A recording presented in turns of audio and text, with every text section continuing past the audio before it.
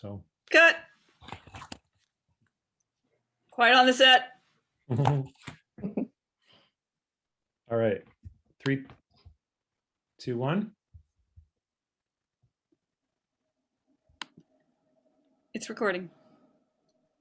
Welcome to Fireside Chat. My name is Irwin Oostindie with the Wild Bird Trust of British Columbia. Really grateful to have you with us for an in-depth conversation on what's happening in the world around us. And special guests today, we have D'Arcy Hutton, landscape designer and also a board member of the Wild Bird Trust of British Columbia. Welcome, D'Arcy. Thank you. Very pleased to be here. And Taylor Boisjoli, you're also a board member at the Wild Bird Trust of BC and landscape architect. Am I crediting your professional job titles correctly? I think I'm technically an intern landscape architect, and D'Arcy, I'm not sure what yours is. I'm a landscape designer. Yeah, thanks, go. Irwin. And I sort of like asked that question because we're gonna get into like terms and definitions of the practice, because I think it's helpful for folks who are maybe even wondering like, what is landscape architecture and why do we even need to decolonize it, let alone what is it in the first place? So I also want to acknowledge Leanne Payne, who's managing the controls, our executive director at the Wild Bird Trust of BC. And we are a provincial organization advocating for wild birds and protecting habitat, also looking at jurisdictional questions around reconciliation and redress, recognizing that we can't really talk about stewardship and land without talking about the unceded nature of British Columbia, that the land, including Maplewood Flats, where we have our offices, was stolen, frankly, from the Tsleil-Waututh Nation. And so when we do our work advocating for birds and land restoration, we really are also embracing the complex time and place of these lands and the question of redress. And so just want to acknowledge that the Tsleil-Waututh, whose lands that we occupy at Maplewood Flats, and we're committed to doing redress for, not just reconciliation, which is a lot about dialogue and conversation and learning, but redress is actually putting where the rubber hits the road, to use an expression. It's the way to apply these theories. It's the way to actually bring repair, bring reparations. And I think reparations and repair is an interesting entry point to the question of landscape architecture. So I'll just, we'll start with that question about landscape architecture. And then later on in the Fireplace Chat, Wyss will be joining us, and we'll be adding a Squamish, Coast Salish perspective on these issues around plant knowledge and planting design and repairing land. But let's, repair is not necessarily a key theme in I'm guessing in the profession. These notions of harm done, or yes, landscape architects are hired by heavy industry, by the mining industry, forestry industry, the built form, the architecture community, the planning community. But before we get into kind of defining if repair and reconciliation redress should be part of landscape architecture, what, D'Arcy, what do you consider landscape architecture? Landscape architecture is the design of the built environment. So if you imagine, it's sort of the landscape outdoor equivalent of architecture. We know that architects design buildings. Landscape architecture, for some reason, is like a little harder to pinpoint, but you know, if you imagine yourself outdoors in an urban environment or a suburban environment, in a park, on a sidewalk, what is around you that is not inside of a building is the realm of landscape architecture. Taylor, are you going to open up a debate now with D'Arcy? Are you comfortable with her definition, or want to add to it? No, I completely agree. You know, landscape architects can design public spaces, they can design private spaces. Examples of public spaces would be like parks, streetscapes, those types of things. Private spaces would be, you know, courtyards and residential buildings, etc. And so just when you're talking about the built form parks and all these places, I'm thinking about all the professions and all the people, the technicians that are involved in those. So what are some other workers who kind of touch or who work shoulder to shoulder with landscape architects? Do you want to take this one, Taylor? Sure. We work with, on the technical side, we would work really closely with like geotechnical engineers and civil engineers to ensure that like those spaces that we're designing are safe. We'd also be working with architects, as you said, if there are buildings involved.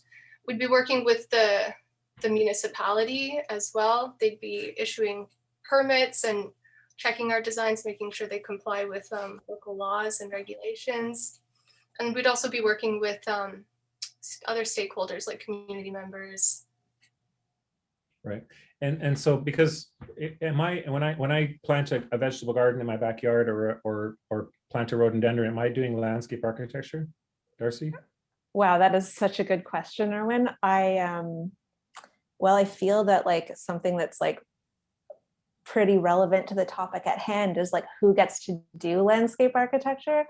There is sort of like, I think that there's sort of like a professional copyright on the term landscape architect. So like I couldn't call myself a landscape architect at this point, but so from that perspective, like, no, you're not. But also from like a really fundamental perspective, are you creating a cultural landscape? Are you designing your surroundings? Are you working with the materials of landscape?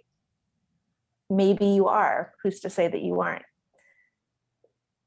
Well, yeah, right in between my spinach rows, I'm planning to do like a whole landscape deck and a viewpoint and 8 parking spots. And I think at the very least, you're certainly a landscape designer. So the difference between landscape designers and landscape architects, is that just the professional status within the college or the affiliation body? Yeah. Okay. Now we're going to unpack why decolonizing landscape architecture is important, but in some ways we want to kind of like show how potentially problematic the sector is before we want to kind of like deconstruct it. Not to be too doom and gloom, but there are principles, and obviously both of you have training and specialization. What are some of the kind of training principles when one thinks, if someone were to ask you, well, what did you go to school for? You say, well, I went for landscape architecture. What type of and I'm assuming it's graduate level work. What type of grad classes did you attend, and what type of theories were you introduced to? Maybe Taylor first, and then D'Arcy. Yeah, you can actually have a bachelor's degree in landscape architecture. It doesn't have to be graduate level. D'Arcy and I are both graduates of it, though.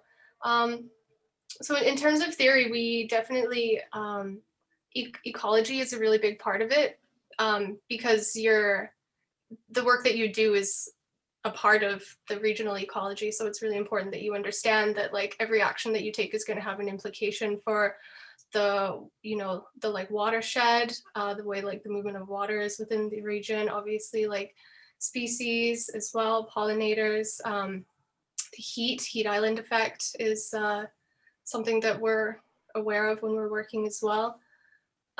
We also do history is a big component of it. Frederick Law Olmsted, I think, is like mostly regarded as like the first official landscape architect. I think he was an architect, and he was one of the first ones to declare that he was only doing landscapes. He didn't want to do buildings anymore. Yeah, what about you, D'Arcy? You can fill in.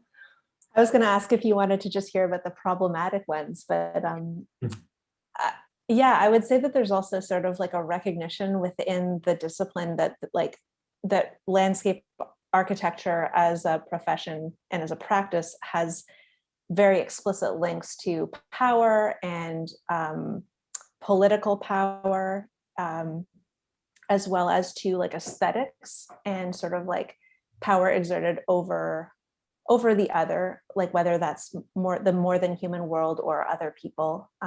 So there is sort of like a,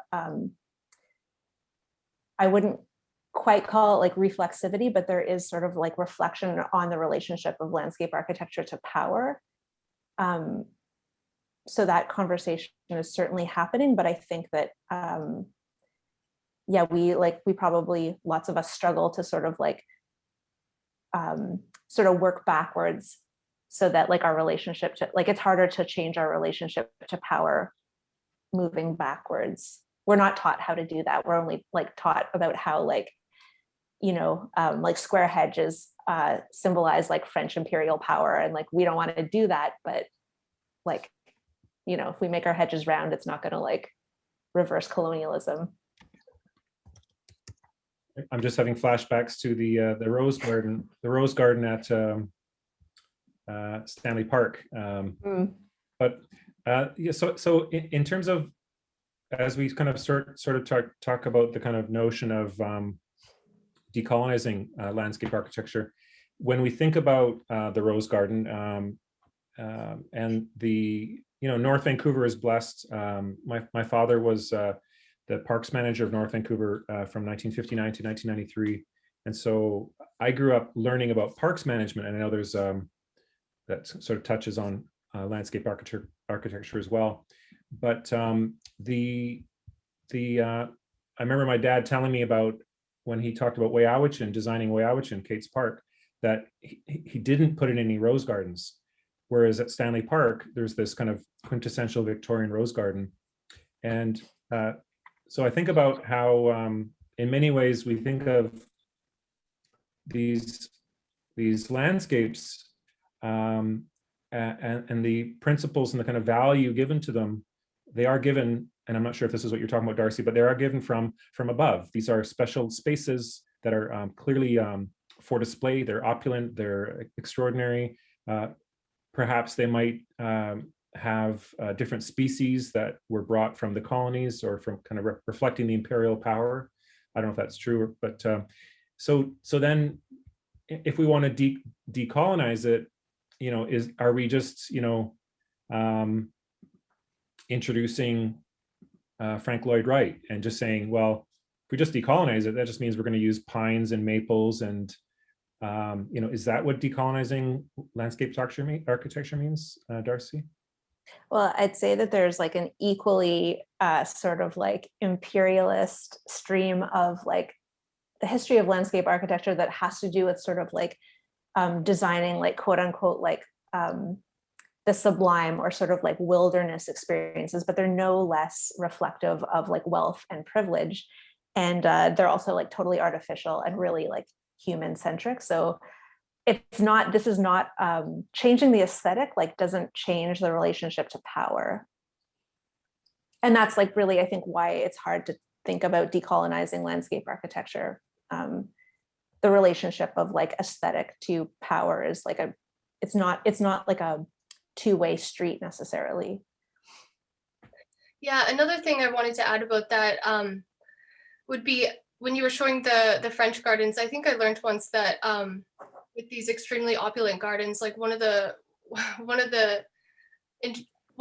greatest ways they were able to reflect their wealth is the fact that they had land to kind of like waste on these kind of aesthetic things, whereas, you know, lower class people, if they had the privilege to have land, they were obviously growing food as much as possible on it. And it's funny how this kind of idea translates in America to, like, you know, the Great American Lawn, which now like people are starting to have issue with because it's kind of a waste of resources. Right. And there are in some municipalities actually bylaws against not having a grass lawn, even though we know now the kind of sort of insanity that is required, like the chemicals, the lack of water retention, all these issues around having lawns, but they're kind of quintessential North American status symbol, I guess. Yes, there's also, sorry. I was just going to quickly say, I think there are also bylaws about like maintaining your lawn as well. I have a friend of mine who is a landscape architect who had a lawn, who purposefully kind of let it go, and she got a ticket from the city because you know, they were concerned about like biodiversity like springing up in her yard, like mice and things starting to live there. Oh wow. I was going to say that it's interesting to like watch also the transition of like the scarcity resource that's sort of like being flaunted in these landscapes. You know, Versailles, it's like just land. Like land is the most precious resource, and to waste it on landscape is like it's a display of power. And now, you know, if you're in Texas, it's like water and water scarcity, somehow having a green lawn. Those values shift, but it's still expressed in landscape. Right. Now, we've talked about kind of like brought it down to people's backyards, front yards, and kind of the control issue. We've mentioned the role of landscape architecture and land planning in terms of reflecting power or maintaining power. And there's obviously influencers. There's the roundups of the world.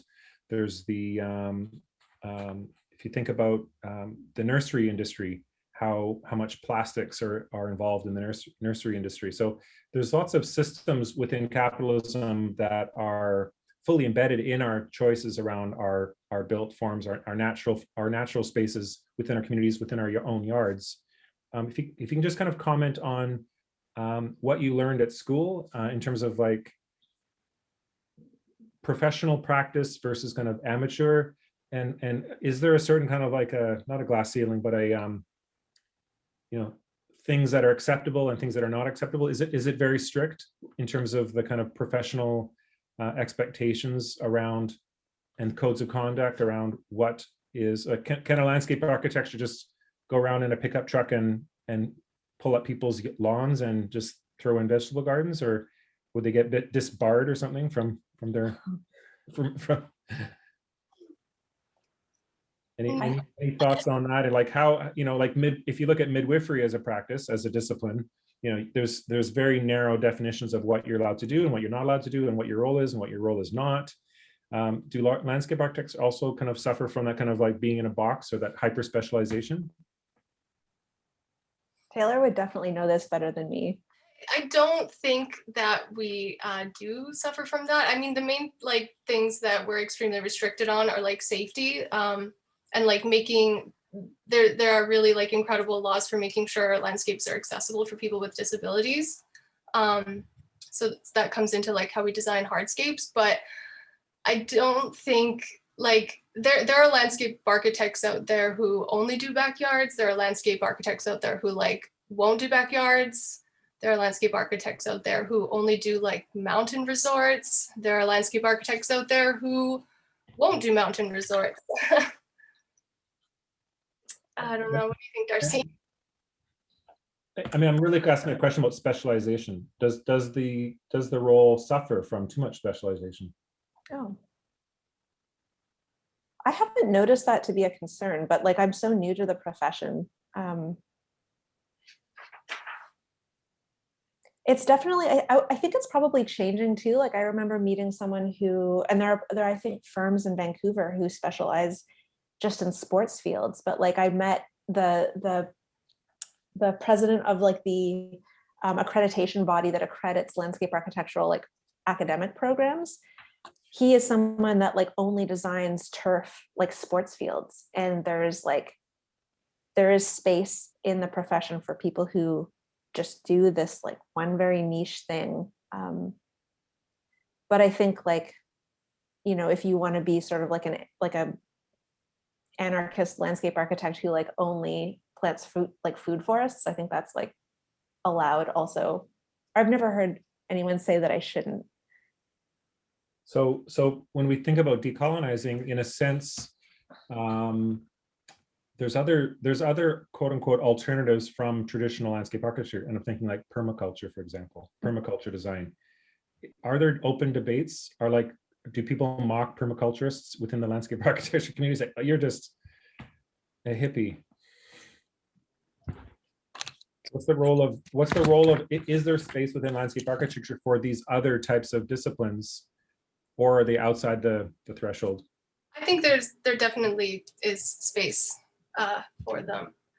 I've never heard anyone mock permaculture designers. I think for the most part, a lot of landscape architects get into it because they want to have like a positive impact on their regional ecology. So a lot of people who become landscape architects kind of have ideals that are like more aligned with that. Yeah, it's like seems like a hugely generalist profession also, so there is a lot of room for stuff like that.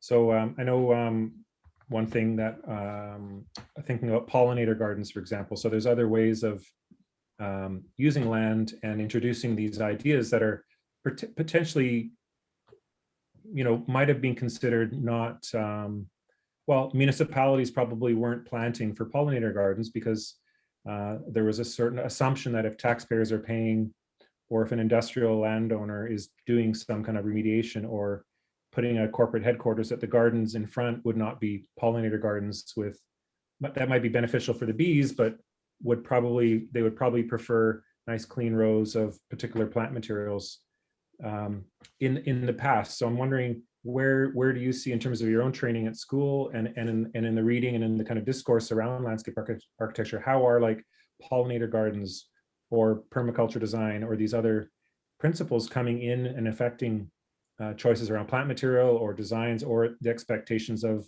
customers or the client? Do you want to take this one, D'Arcy? I can't really speak to client preferences, but I think that like there is a perception that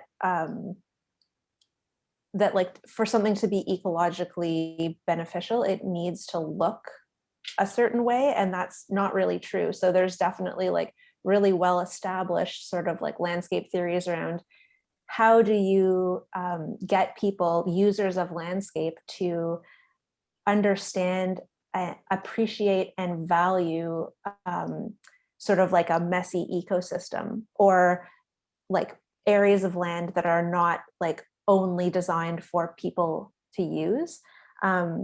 So that's like I think that's like one of the sort of like oldest, well, not oldest necessarily, but like a really well established hat trick in the profession. And that is a way that this sort of like aesthetic and relationship to power, you can kind of like slip that onto a pollinator garden and like Bob's your uncle. It doesn't have to look offensive. So thanks for the opening round around, before we look at decolonizing ideas, you've given us, D'Arcy and Taylor, a primer on some of the, kind of edges of landscape architecture. Can we talk about edge planting as metaphors within, so with the edges of landscape architecture, and when I welcome Wyss. Welcome, Wyss. Hello. And Can you guys hear me? Yeah. Okay. Wyss is an ethnobotanist, also on the Maplewood Flats team. And in the next part of our conversation, our fireside chat, we'll be looking at the work that the three of you are doing, and it's quite distinct. I'm thinking about Wyss's work around constellation of remediation, and I think if we have time, we can even talk about ceremonial activism and the kind of relationship to land and planning around land and how humans use it, and other species. But if we can start first with looking at Taylor, your project.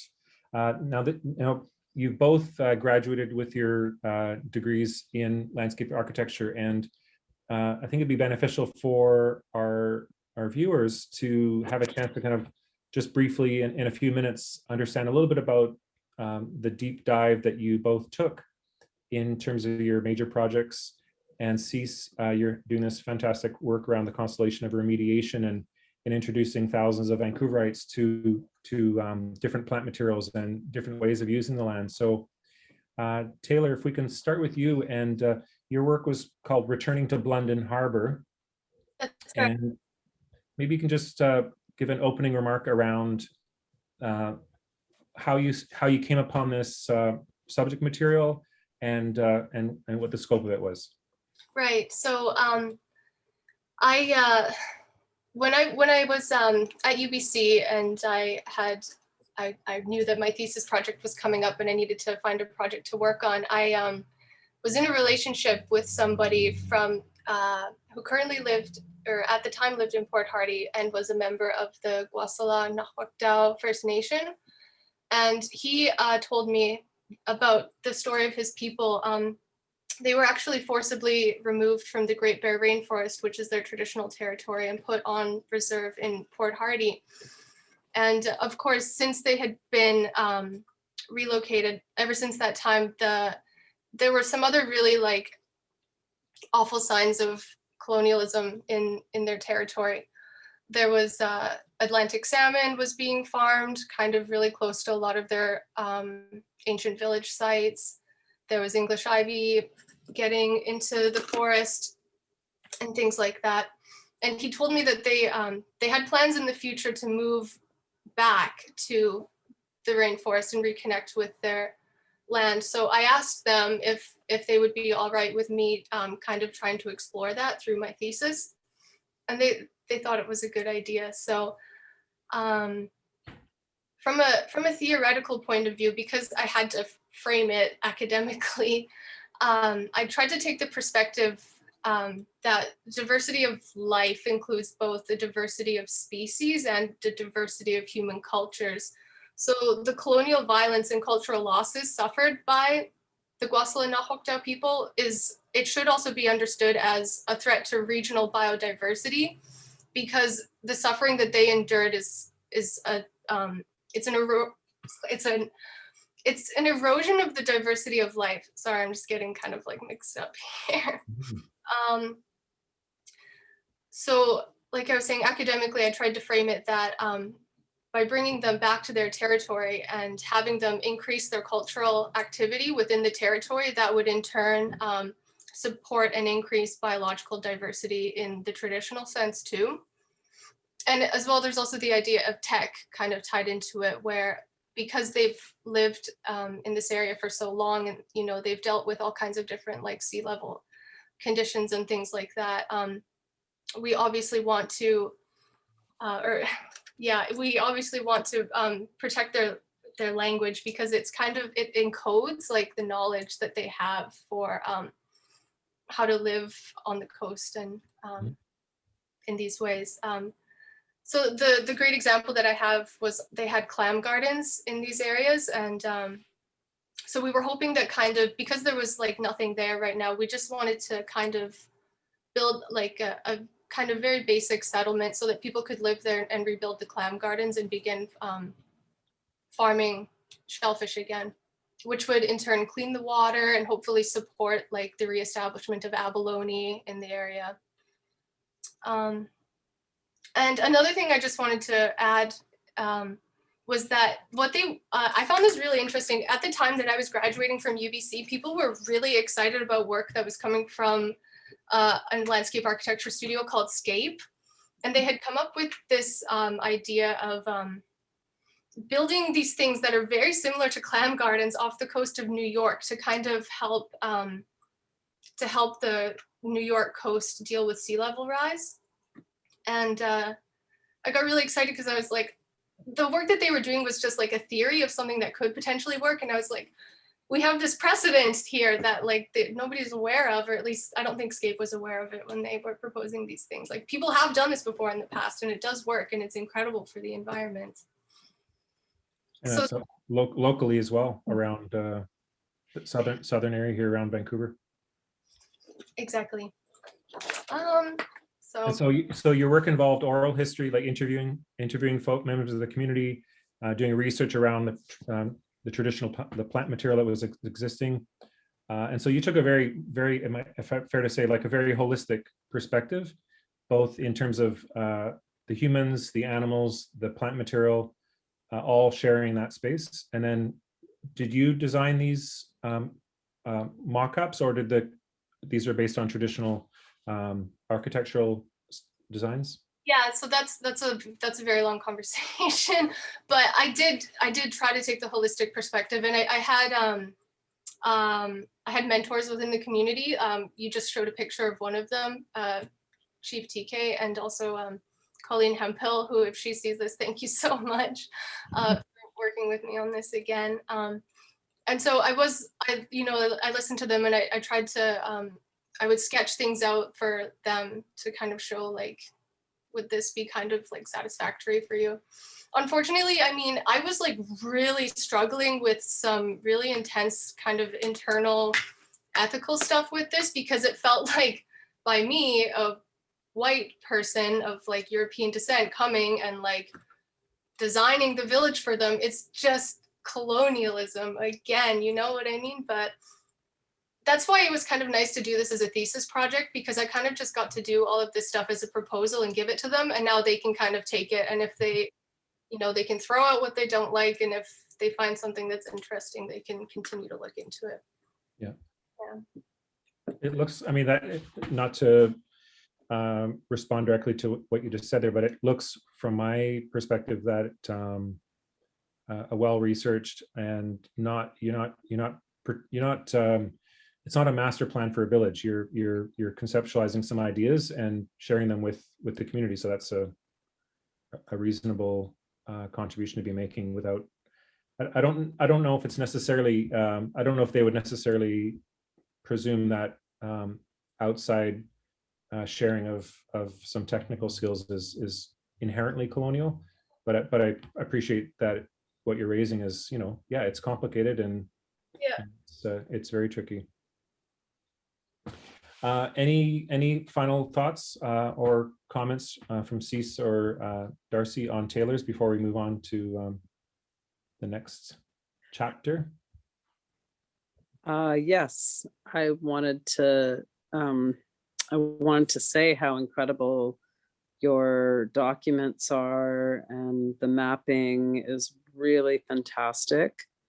As a person who has done decolonial work with the land in different ways, but specifically the permaculture course I did, which was, I went to Seattle to do this because there's nothing like it here in this area, but I would like to be part of making that happen, which is the decolonial permaculture course that I took in Seattle a few years ago. And it really informed my practice, and a big part of it was doing this kind of mapping. And so I think it's really stunning. Your maps are stunning, and so hard to do that part of the work. And I feel like the project I did at Gallery 221A with Khas Shawai, New Growth, couldn't have been as successful without a great landscape architect coming in and helping us. And it would have been deeper and more meaningful if it was Indigenous. But I mean, lucky for me, at least, you know, I'm the one designing it. I just needed someone to draw really high-tech versions of my sketches. And so they were able to do that. They're obviously well-trained, and I was really happy with the work because it really helped us do that. So I think what I'm inspired by here is the idea of Indigenous permaculture design consultants working with landscape architects like yourself, and really building that deeper, more meaningful. It's already really, like, I'm just so blown away and impressed with your presentation. And you know, I know how hard it is to put those maps together and to have that way of visually communicating with people what your visions are and how you see it coming together. So as somebody who's designed but worked with other designers like your capacity and yourself, it's super exciting, super inspiring to me to think about what we could, you know, do in those team settings, Indigenous people on both sides. And so I learned a lot in the decolonial permaculture workshop, which was focused on Indigenous women from all over the place and took place in Seattle. And I drove once a week just to be with these women to this 8-member cohort, the Yahout cohort, through the Na'a Ilahi Foundation in Seattle. And it's a really empowering Indigenous women's group that welcomes all community members. And they have been a big part of the Living Breath Food Security Conference that takes place in Seattle, Washington every year. And it's really powerful decolonial work there. The people coming there are the grassroots people. Like, they're like, you have to pay $50 a day, which, I mean, it's $35 a day American, so it's 50 Canadian.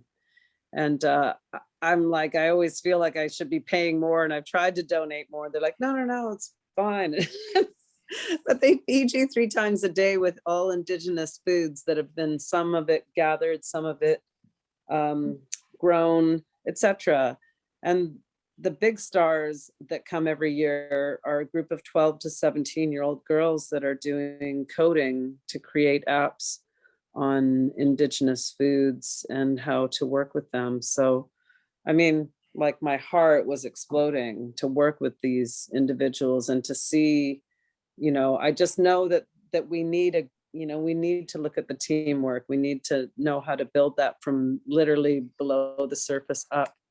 I'm currently studying I just picked this up at our garden.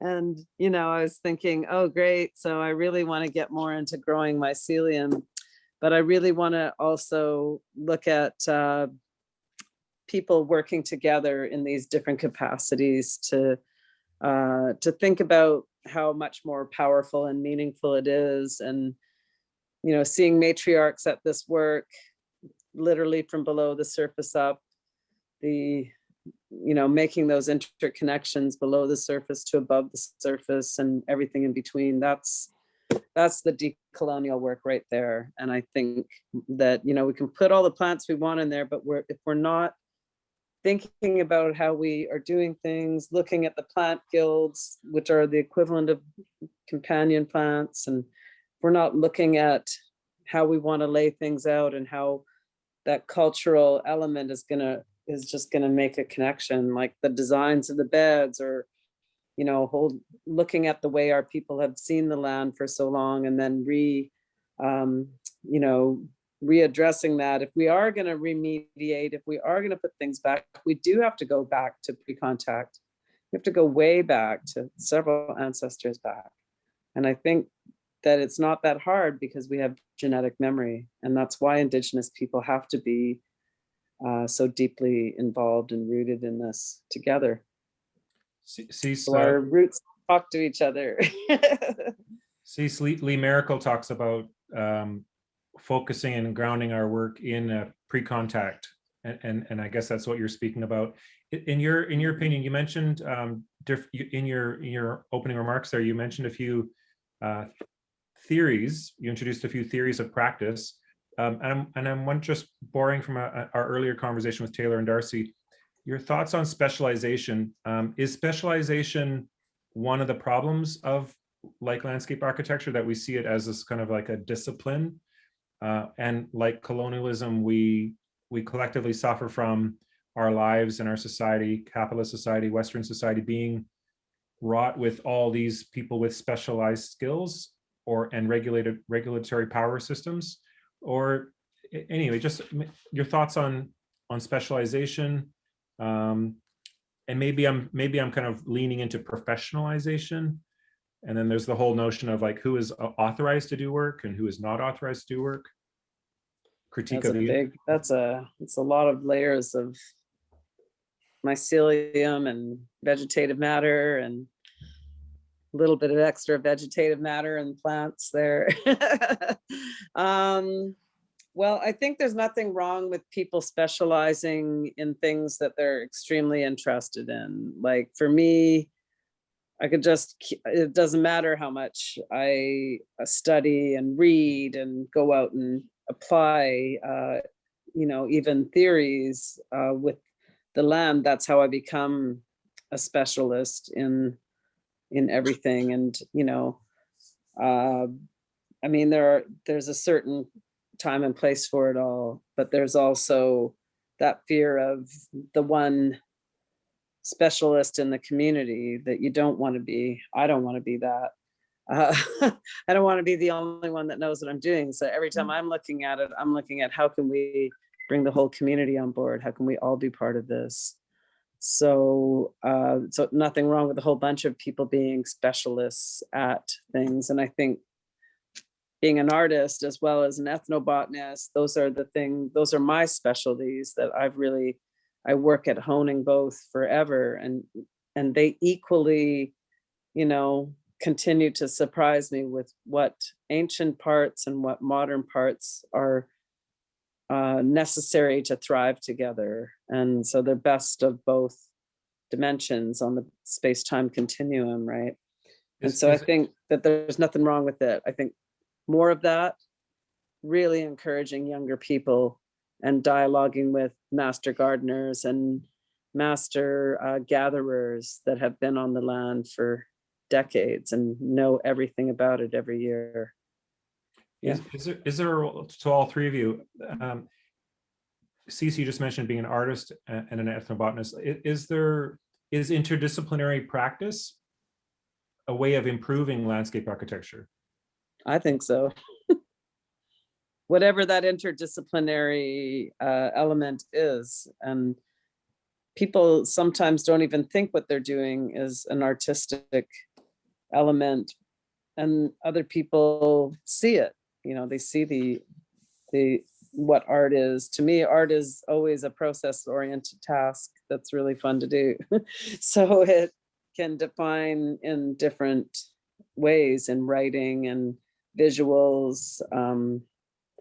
For me, I struggle with like visual drawings and stuff, and I don't have software that helps me get there, but I can still do a basic map. But when I actually go on the land, that's where the art happens, where I already see it on the ground, and drawing it is like, oh yeah, that's done. This is what I really want to do.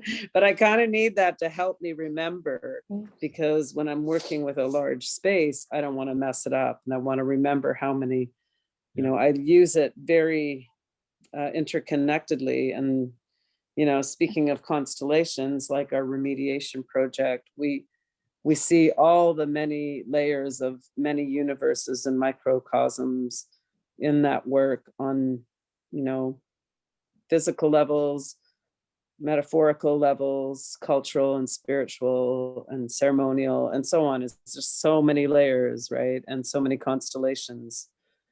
And as a result, it really brings things together. So this is great imagery of the mounds at 221A, and and us getting our hands dirty, us building these mounds with all the essential nutrients, and having just literally a blank slate to do it. And what better a blank slate than 5 feet of compact rock that isn't necessarily like limestone or anything, but it's solid pebbles that really create a great moisture drainage foundation. So all those things that brought that project together, it came from visioning with Indigenous urban youth and what do they want to see in there.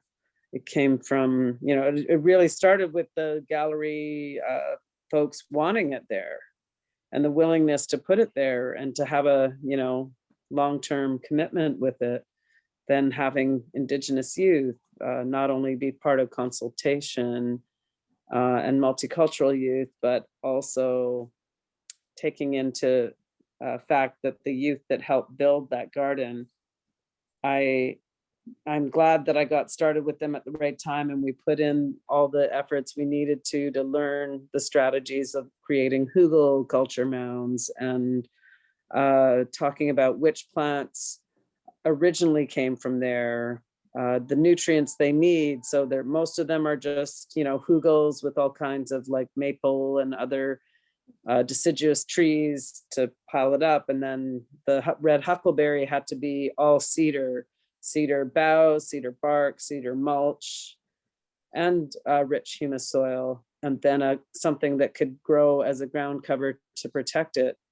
So the red huckleberries really require cedar, unlike other vacciniums, and the wild strawberries created a carpet, which keeps it damp. And so for the 2 hours a day in the hottest time of year that the sun passes between those two buildings and like could potentially fry them to death, it actually is really nurturing it. Oh, and this is great, the whole Harmony Garden thing, like all the things that we're doing in there, the bees, the greenhouse, trying to have arts engagement in there. We've done vine festivals there for 3 years. We've done plant walks with schools.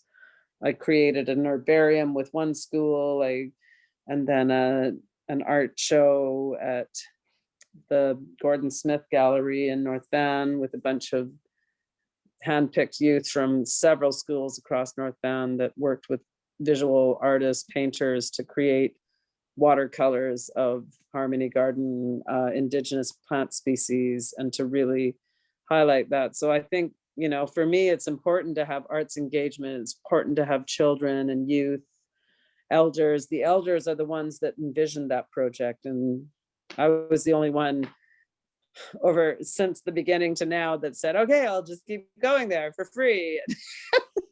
So like Taylor, keeping it going.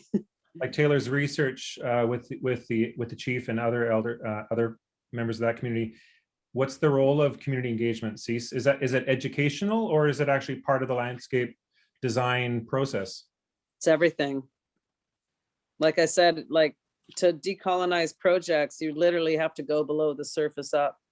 And by below the surface, you can see it in any way you want, culturally, spiritually, metaphorically, all of that. But for physically, what it really is, it's about the mycelium and making sure that if you want to build nutrient-rich soil, if you're going to take a 2-acre piece of land in the middle of a community full of tarmac and everything and put a garden in, it's one thing. If you're going to go to the forest and do that work with people that live in those communities and they have a vision, everybody has a vision. They all have to look at what's already existing and how do they build on that. And so that's what was exciting about your drawings, Taylor, was just, not just how stunning they were, which they are, a big fan. But I could feel when I'm looking at it that I don't have to question, was there community consultation? It roars community consultation because it all fits so naturally, and there's a feeling to that design, the designs you laid out, and making sure you knew where everybody is in the community there. People had their house names on there. It's like really important, that stuff that's really, really important. It's like Harmony Garden. I asked a bunch of elders, what would you like to see? Whatever you want to draw. I'm like, what are things you like? So I took all the things they said they like sunflowers, we like, drums, we like cultural stuff. So we made all the boxes. We made 3 sections, and they all look like big sunflowers from the Google map when it came out. And so, we thought about those things, and we just did that with a bunch of community people, and it was so many different ages. And like people are shy. That's a hard thing in Indigenous communities. When they actually have the talent and the tools in front of them, they get a little bit shy no matter what the project is. But when they like Chief Bill Williams once said to me that the computer is the greatest tool of the new timeline, the future timeline for our people, because it's allowing us to do so much, and we see that when you have those conversations with that community, and then you lay it out, you respond visually by creating these maps. They know that you actually listen, and they can then talk about it in the community, and then making a maquette. The maquettes are so important, and bringing that out, and and just saying, like, this is what we need to do, this is how we need to do it. And for everybody to be on board, there needs to be that, right? There needs to be elements, even if it's a 2D picture, the side view, that's actually all in permaculture. Every map you put out, I've had to create. And I suck at it, but I still I passed with huge marks. And I know it wasn't from my drawings. I know it was from actually being able to communicate even through what felt like very kindergarten level next to yours. they're not terrible, but they're colorful, but they do drive the message home. People can see it, right? And so because of that, I think, the work you've done is humongous. It's tremendous. And it is leading a new pathway for our future ancestors and what we're doing. And yeah, so this is a great image of the foundation of constellation of remediation. Sorry, go ahead. So I wanted to ask about that kind of, and before we're going to talk about a heavy subject, D'Arcy's going to introduce us to. This is a Petro-Canada gas station site, and you've and it's a future Anya youth center and housing, but it's quite startling to see. Is this a cultural project? Is this a ethnobotany project? Is this a plant? Is this a landscape architecture project? Maybe just tell us what it is and why is it on a former gas station? All right. Well, I don't usually talk about this project without Anne Riley, who's in the photo with me, because we are a team, and we've kind of committed to restricting. We might make a reference, so I'm not going to say much because of respect of how big this is, but it's essentially the key word in our title, remediation, right? It's, yes, we're constellating, but we looked at several sites, and most people had their eyes on this site, but we really worked on 3 sites across the city. So we are addressing issues of colonial toxins, petrochemical toxins, and other toxins, the toxins that are in the air, and then for sure, settler toxicity. So not just decolonizing our work, but doing the actual important part of having settlers understand that there are spaces in the city that we don't access. So in everything, and on that site, yes, we actually originally wanted 4 former gas station sites to work on, but now I'm glad we only had 1, because I can tell you we wouldn't need 5 of me to make that happen.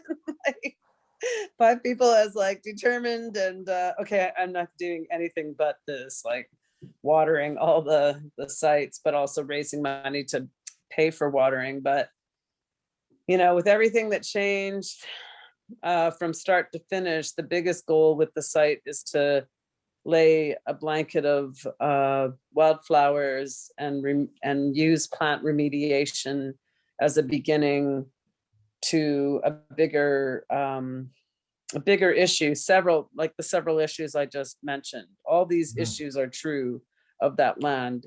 And I know a lot of people have gone by there for the last 30 years and wished different things. My wishes were, I hope before that gets built, that the land is properly cleaned. Then I had the opportunity to do that, because of Anne Riley, because Anne had a vision and came to me. And so I really have to credit her there. And, she sees me as always having done this, but I'm like, wow, I can't believe that I could actually work with somebody who, it was like she was in my head and saw the way I wanted to work with that land before youth are going to build a housing unit there with access to ceremonies and many services that they don't get. And so that is a very decolonial project. So they deserve to have that site blessed in a decolonial way before moving forward in the development of what that site becomes. So everything is there to heal the land in spiritual ways, cultural ways, urbanized ways, and there's so much to that project, but I could just, Anne and I could talk about that a long time, because she has so many other deeper insights about it. Anyway, there you go. What's remarkable about all the work of all 3 of you is it is addressing time and space, because Taylor talked about is exploring dislocation and and how colonialism often displaced Indigenous communities. Many of the white settlers in particular, especially, suffer from this terra nullius assumptions that the land was underutilized, or we conveniently don't choose to acknowledge the fact that genocide took place, and that in many cases 90% of the Indigenous population perished. And so settlers come upon these lands, industrialize them, destroy them, and in many ways, these three examples of all of your work is looking at repair. D'Arcy, yours is particularly poignant this week because of the provincial government's decision to continue with Site C, and in many ways, equally to the other sites, it's about dystopia. And so I'm just wondering, your project is Mourning and Memory in the Age of Topocide. Maybe just introduce us to the term topocide and share a few minutes of your work. Sure, yeah. Topocide is about like the murder of landscape and all of the living beings that are enmeshed in that landscape.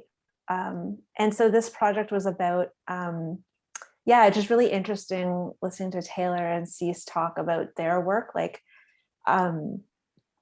this project was my graduate project, and it happened when COVID hit. So I did this like all by myself in my apartment, not really being able to talk to people except over email and occasionally like phone.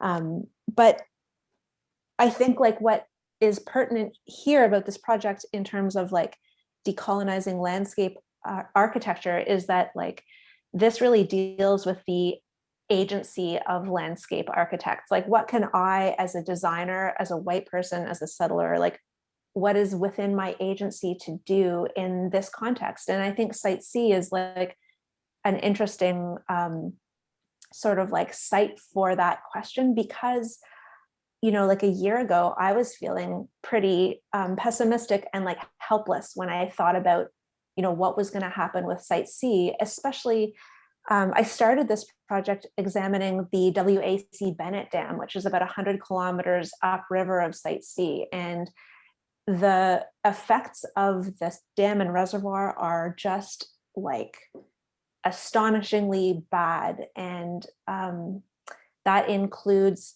like cultural loss for all of the Indigenous people who are like connected to this waterway.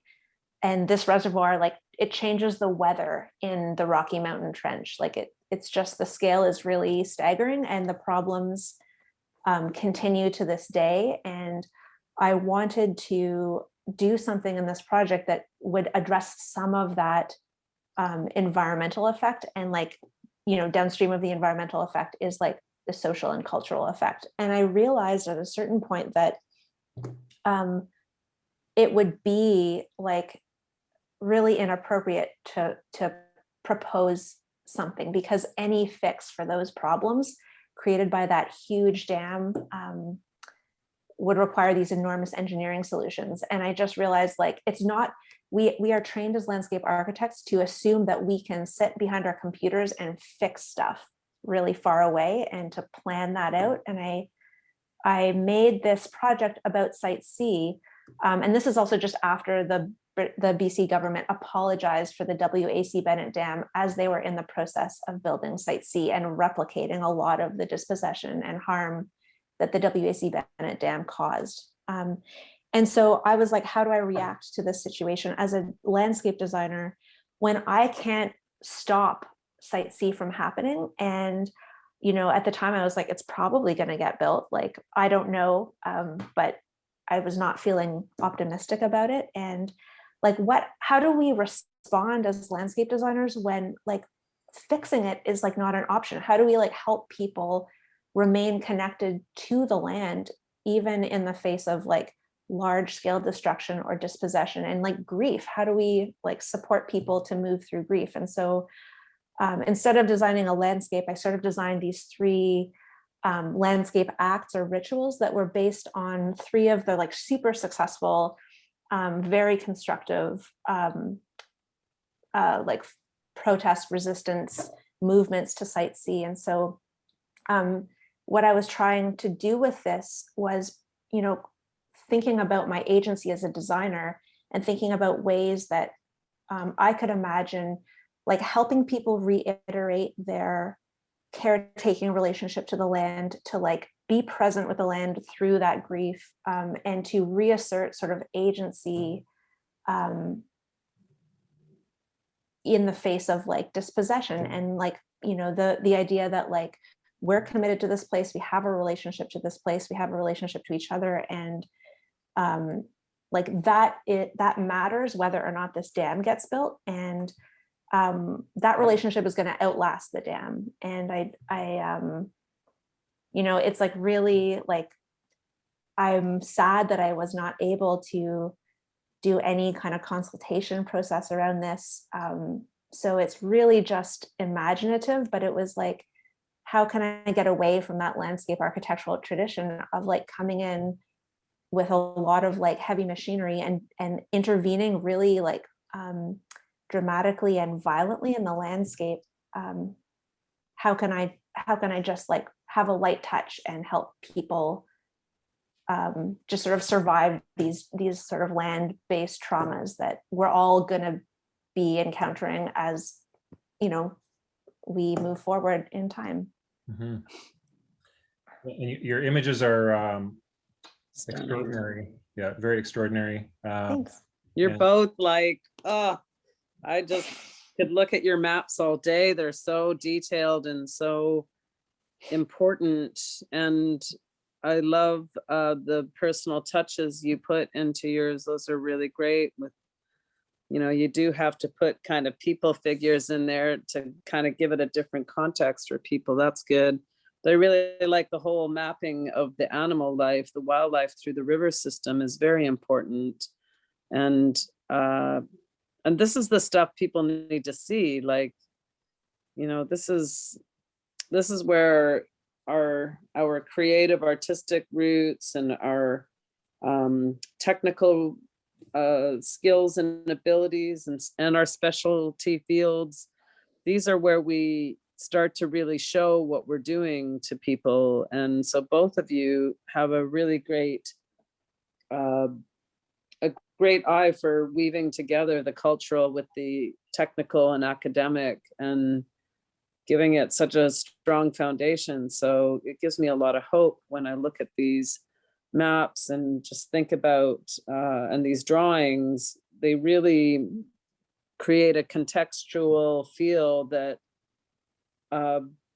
it's almost like people feel like a fly on the wall looking at both of your works. And so I think that's important because we're so far removed from these sites. And, you know, you both have different topics, but they're both important. They're both equally important. They talk about land use and water use and the people. And I think that that's a really key component that doesn't always fully sink in for our people looking at a different lens, you know, through non-Indigenous eyes. We need to be doing this work. We need to be, I don't know, doing this level of presentations. You know, I'm so tired of Trudeau saying, you know, the things that he's saying, like he's really trying to wipe out protesters or defenders. I don't really like to say we're protesters, we're protectors, and dismantling these camps that are, you know, standing up for the lands, the waters. And it's really important work. Like it needs those people, there needs to be people on the land. It's not, that shouldn't just be a small group of people, but so many of us can't even get to that place. So we need to, those of us not getting out there need to be doing this work and creating a visual tool of what's really at stake, because the masses are just like, oh, okay, shrug their shoulders. Okay, well, we said what we think, but politicians are right, I guess, because they're the ones in charge. It's like, no, our voices are not being heard. So when we have a case like this with Site C, and the apologies are being made, and UNDRIP is being whispered amongst the crowd. We're respecting, UNDRIP. No, you're not actually, because everything about these mega dam projects is destroying the environments. And when we look to the south in Washington state, where there are dams starting to come down, and the Northern Washington dam that came down, I think about 5 years ago, and how it's all grown in and reestablished, and everything that they knew, everything that was said would happen is happening. And the animals themselves are the ones doing the work. The birds are spreading seeds, like the wind is carrying those seeds as well. All that is happening, and the water is flowing where it needs to, and feeding back what was buried underwater for decades and is now remediating.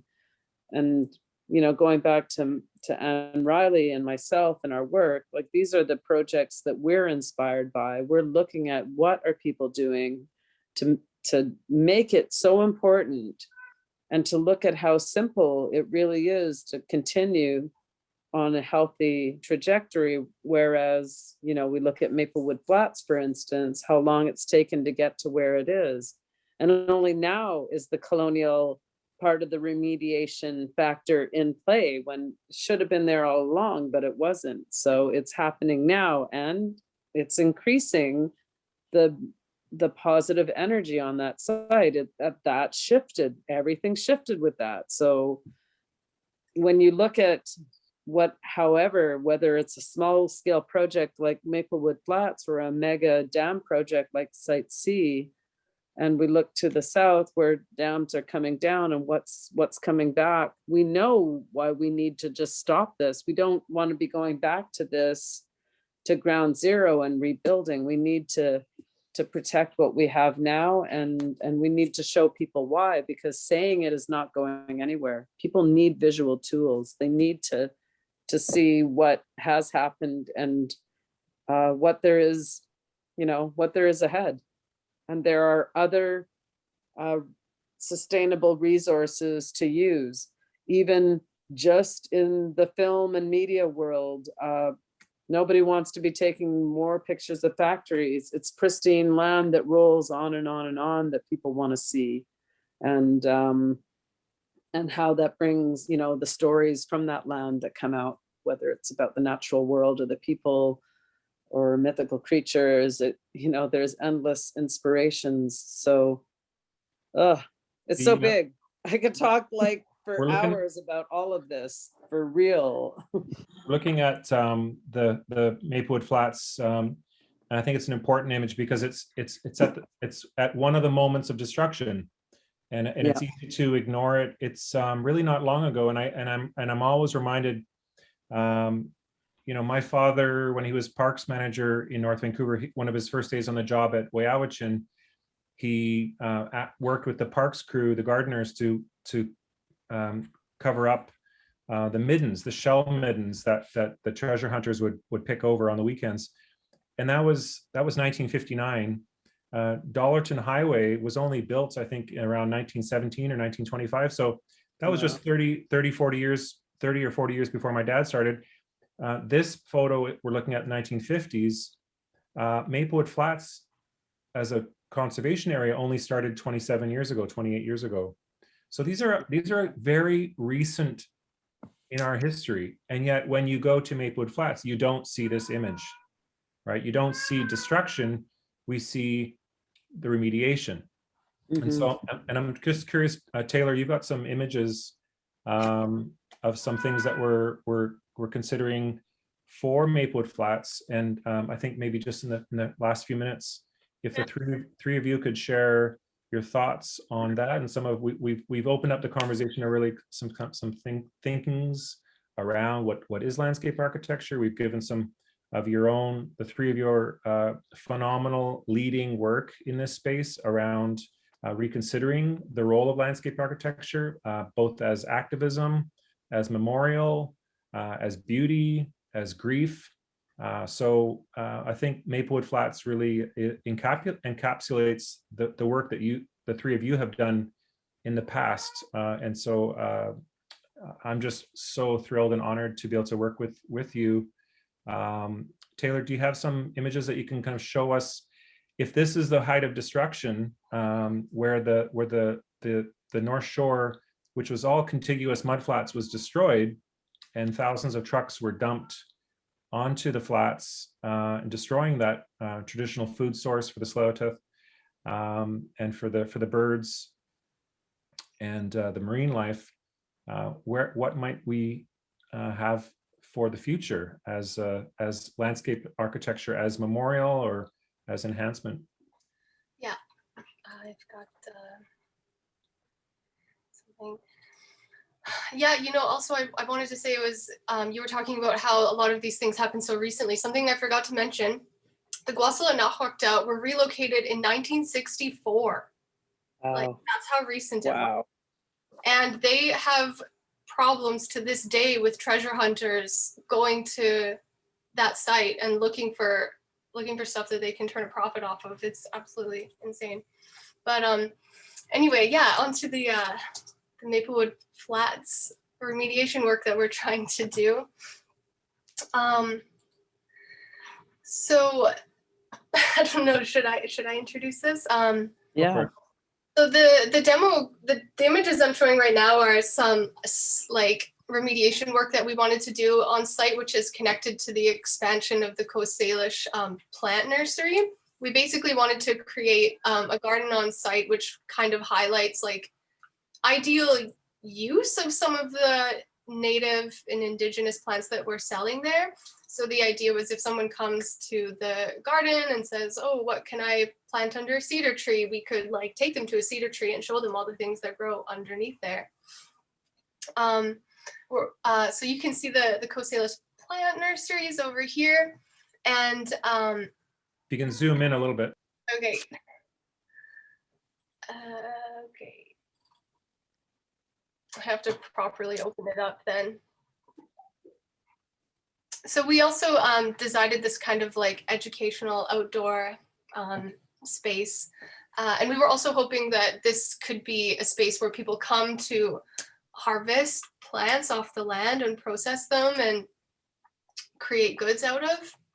That the members of the Tsleil-Waututh Nation?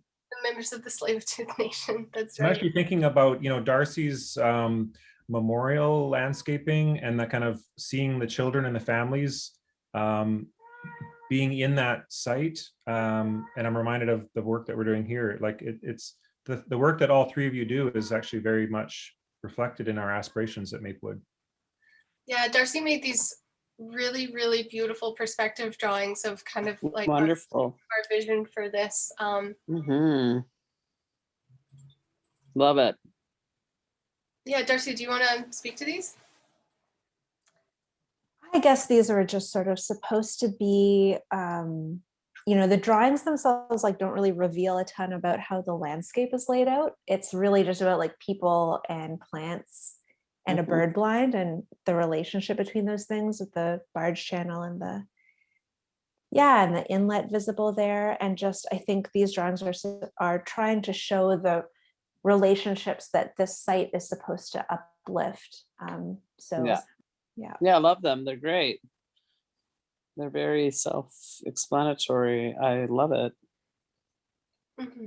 I think that it's just important to be able to even give people this perspective and say, this is what our vision is for this work and how we see the land use happening. And it's all very, easy to imagine, and it's all low impacting and again, very empowering, right? So love, love, love. So it's in some ways, it's like the images we saw from Harmony Gardens of people interacting. It reminds me of the Utsam Witness program, sees around this idea of witnessing and participating and learning together and learning from stories from the people of the land from here, from the Tsleil-Waututh, or in that case, the Utsam was the Squamish peoples.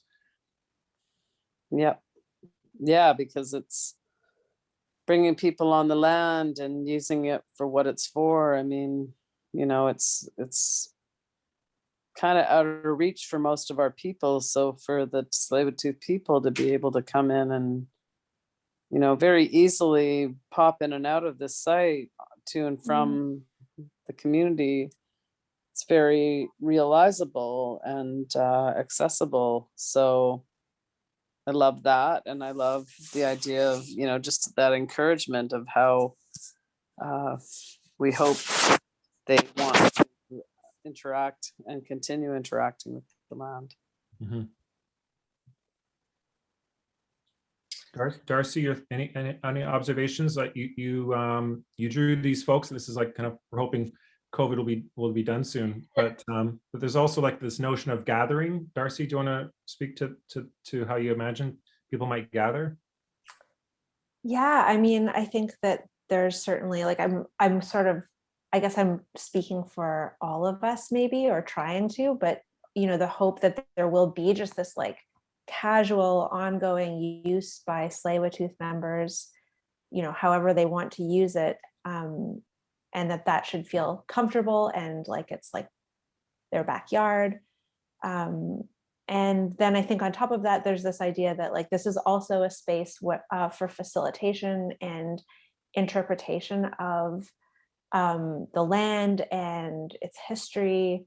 And that would involve like Chakaya tours and just a way of like this garden is like, you know, part of the relationship that it creates is like helping maybe like a predominantly settler audience understand where they are and have a relationship to the like deep history of this place and of, you know, the like landscape architecting that's been happening for millennia that, you know, on this site has been sort of like scraped off with the topsoil when the gravel quarry was happening. So that's what we hear from Carleen Thomas often speaking about, when the tide goes out, the table was set. So there's that kind of well-known now, since the Tsleil-Waututh kind of took a lot of public space that they historically hadn't, around confronting the Westridge Terminal and the Trans Mountain Pipeline expansion, really articulating into the public sphere their experiences of being in Burrard Inlet, being the people of the inlet. And what I see from this, like the bird blind and the kind of reference to the squatter shack and the settler history of the 1970s, I think it's an entry point for people to learn about the settler history, but then not stop there. And that's, I think, typically the fetishization of settler history is that we stop there. And I'm speaking as a settler, or that we think of North Vancouver as 100 and something years old, you know, 1893, cut all the forests down, push the indigenous community onto reserves, and then that's when everything starts. And so mindful that, for example, Leonard George's voice could be in this space where we come and gather, or we walk with our families.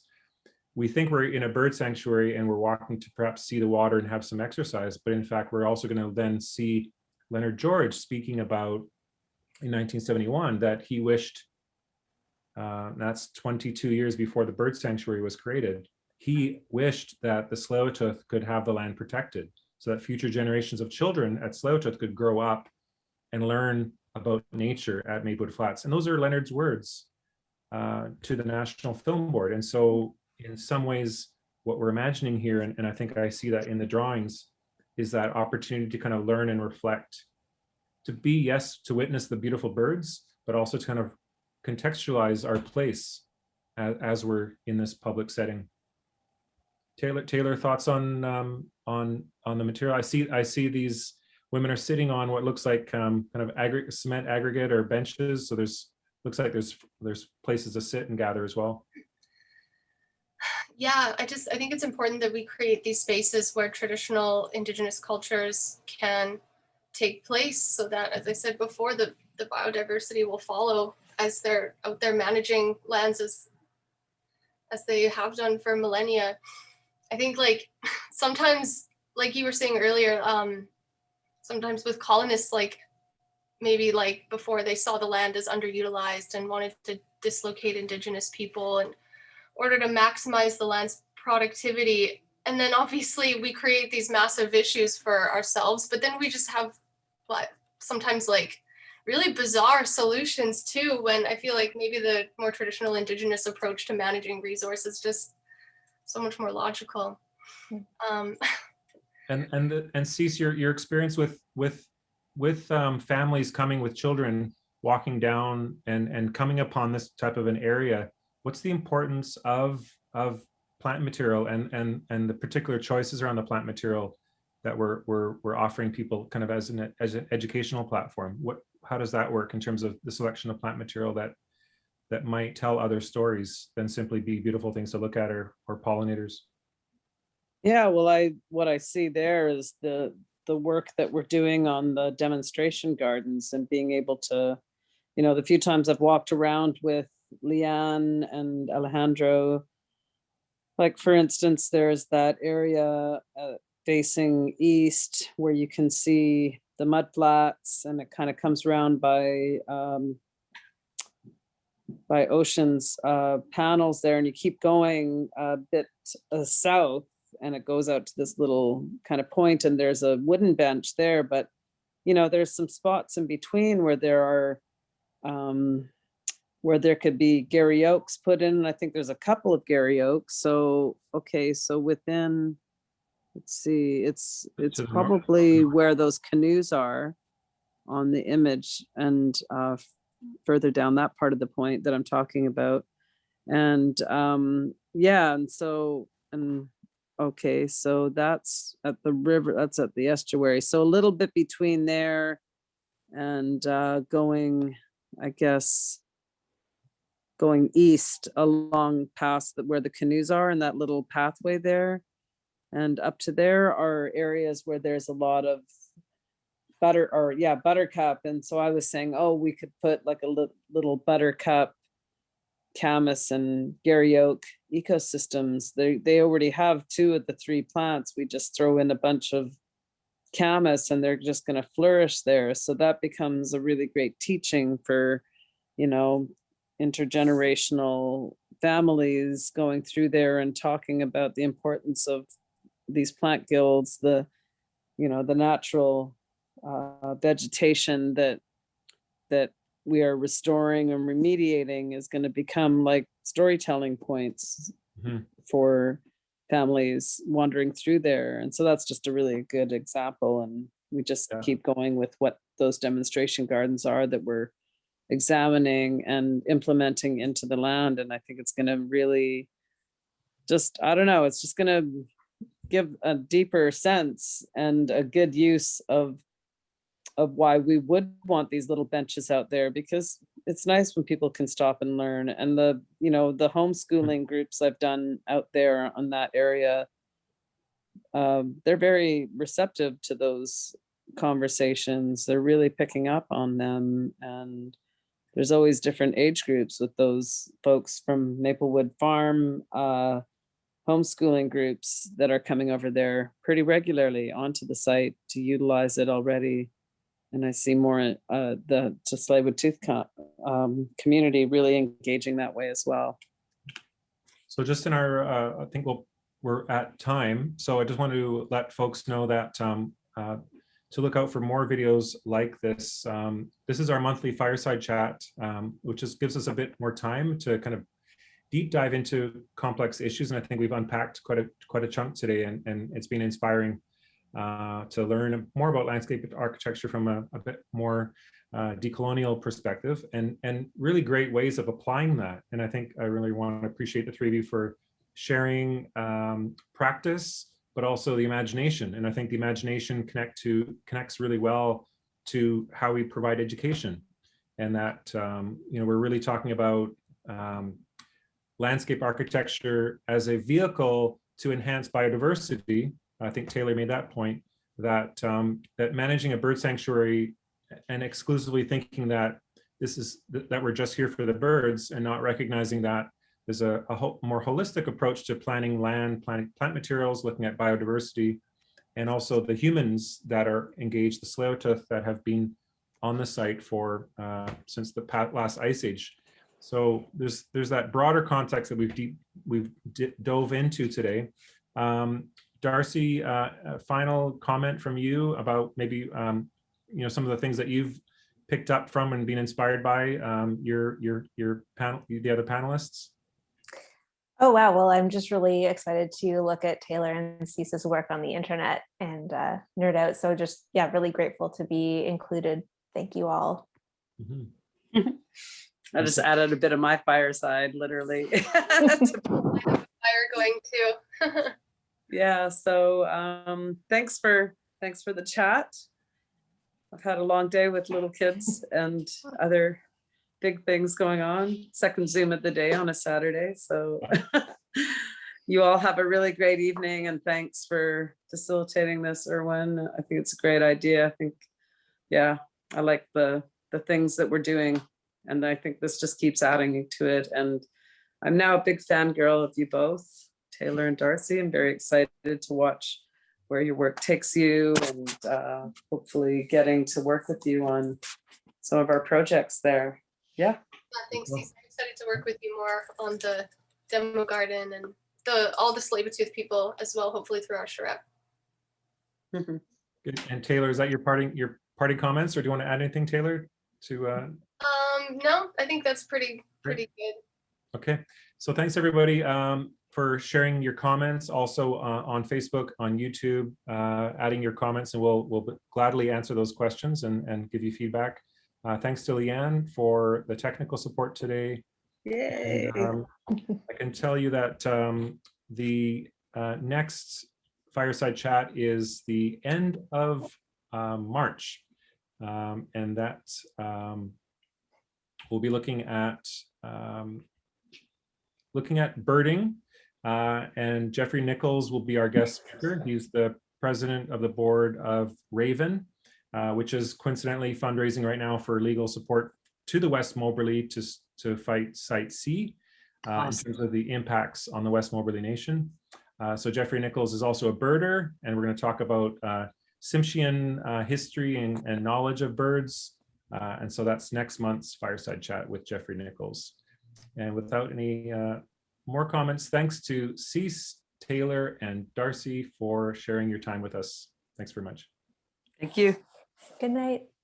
Night.